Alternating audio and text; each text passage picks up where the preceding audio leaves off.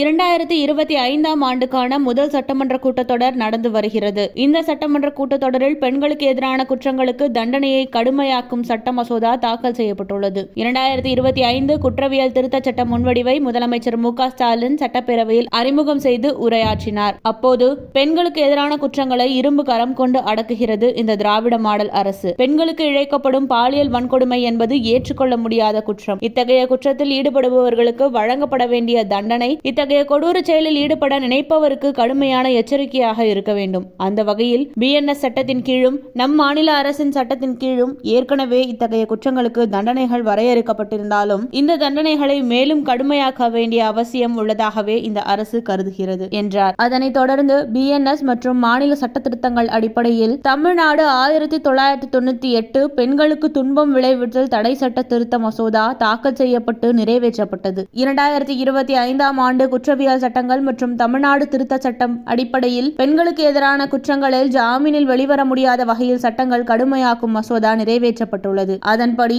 பாலியல் வன்கொடுமை வழக்கில் 14 ஆண்டுகளுக்கு குறையாமல் கடுங்காவல் தண்டனையும் அதிகபட்சமாக ஆயுள் காலம் வரை கடுங்காவல் தண்டனையும் வழங்கப்படும். பெண்ணை பின்தொடர்ந்தால் ஜாமீனில் வெளிவர முடியாத வகையில் 5 ஆண்டுகள் சிறை தண்டனை விதிக்கப்படும். குறிப்பிட்ட சில இடங்களில் குற்றங்களில் பாதிக்கப்பட்டோரின் அடையாளத்தை வெளிப்படுத்தினால் பெண்ணின் கண்ணியத்தை அவமதித்தால் 3 முதல் 5 ஆண்டு வரை சிறை செல்ல நேரிடும். மீண்டும் மீண்டும் பாலியல் வன்கொடுமை வழக்கில் கைது செய்யப்பட்டால் அவருக்கு ஆயுள் அல்லது மரண தண்டனை விதிக்கப்படும். ஆசிட் வீச்சு போன்ற குற்றங்களில் ஈடுபட்டால் குறைந்தபட்சம் 10 ஆண்டுகள் சிறை அல்லது ஆயுள் தண்டனை விதிக்கப்படும். இதுபோன்ற கடுமையான தண்டனைகள் உள்ளடங்கிய அந்த சட்ட மசோதாவை முதலமைச்சர் மு.க.ஸ்டாலின் சட்டப்பேரவையில் வெளியிட்டார்.